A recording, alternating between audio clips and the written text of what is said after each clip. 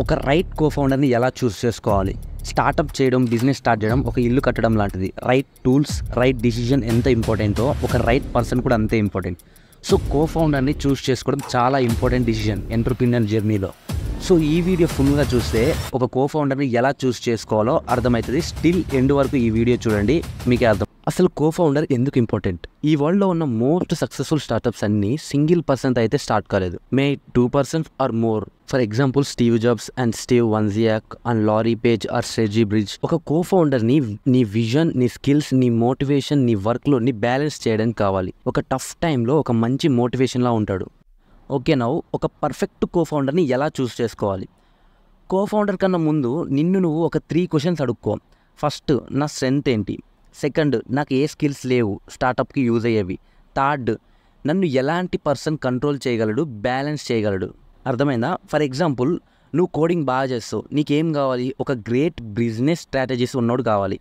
And same నీలాగే ఉన్న person కావాలని ఏం లేదు.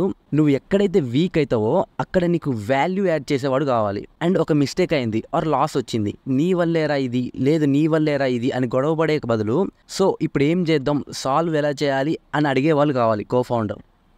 నెక్స్ట్, సేమ్ విజన్ ఉండాలి. నీకు ఎలాంటి స్కిల్స్ కావాలో వాడు దొరికాడు, అంతా ఓకే అనుకోకో. విజన్ సేమ్ ఉండాలి. ఫర్ ఎగ్జాంపుల్, నువ్వు ఒక లగ్జరీ బ్రాండ్ బిల్డ్ చేద్దాం అనుకుంటున్నావు, బట్ వాడికి target budget customer based business అనుకుంటుండు. సో మీరు మీ కోఫౌండర్తో ముందే మాట్లాడుకోవాలి. ఫస్ట్, మన లాంగ్ టర్మ్ గోల్ ఏంటి, విజన్ ఏంటి అని. సెకండ్, మనం ఎలాంటి ఛాలెంజెస్ ఫేస్ చేయబోతున్నామని. థర్డ్, మన కోర్ వాల్యూస్ ఏంటి. అలా ఒక డీప్ డిస్కషన్ ఉండాలి, సేమ్ విజన్ ఉండాలి. Next, skills and roles. ఇద్దరికి సేమ్ స్కిల్స్ ఉండాలని ఏం లేదు, వేరే వేరే స్కిల్స్ ఉంటే ఇంకా బెస్ట్. నీకు లేని స్కిల్స్ అతనికి ఉంటే ఇంకా బెస్ట్.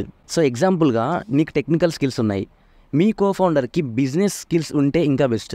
నువ్వు మంచి విజనరీ అనుకో, మీ కోఫౌండర్ ఎగ్జిక్యూషన్ చేయగలగాలి. నువ్వు క్రియేటివ్ పర్సన్ అయితే మీ cofounder analytical and data driven అయి ఉండాలి. ఎవరి మీదైనా ట్రస్ట్ ఉంటేనే కోఫౌండర్లా చూస్ చేసుకుంటాం. మనం ఎవరి మీద ట్రస్ట్ ఉంటుంది? మనకి మన ఫ్రెండ్స్ ఆర్ మన ఫ్యామిలీ.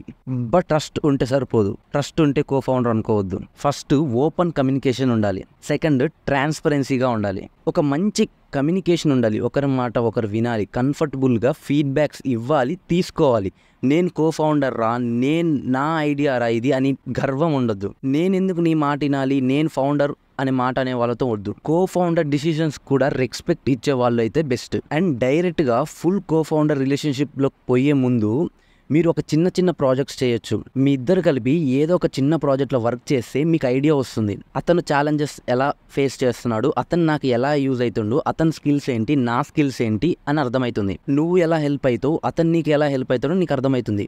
సో ఒక కోఫౌండర్ని చూస్ చేసుకోవడం చాలా క్రిటికల్ డిసిజన్. ఫ్రెండ్ అని, ఫ్యామిలీ అని రాంగ్ డిసిజన్ తీసుకోవద్దు. Take more time.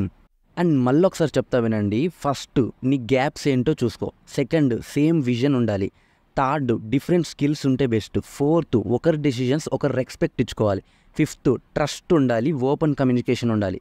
అండ్ ఫైనల్గా ఒకటి గుర్తుపెట్టుకో, కోఫౌండర్ అంటే బిజినెస్ ఒకటే గ్రో అవ్వద్దు, పర్సనల్ లైఫ్ కూడా గ్రో అవ్వాలి. అతనితో వర్క్ చేస్తుంటే బోర్ కొట్టొద్దు, మజా రావాలి, చిరాకు రావద్దు. పని చేయాలనిపించాలి కానీ పని తప్పించుకోవాలనిపించొద్దు. అంతే. ఇంకా థ్యాంక్స్ ఫర్ వాచింగ్. సబ్స్క్రైబ్ చేయండి. ఇంకేమైనా డౌట్స్ ఉంటే కామెంట్ చేయండి.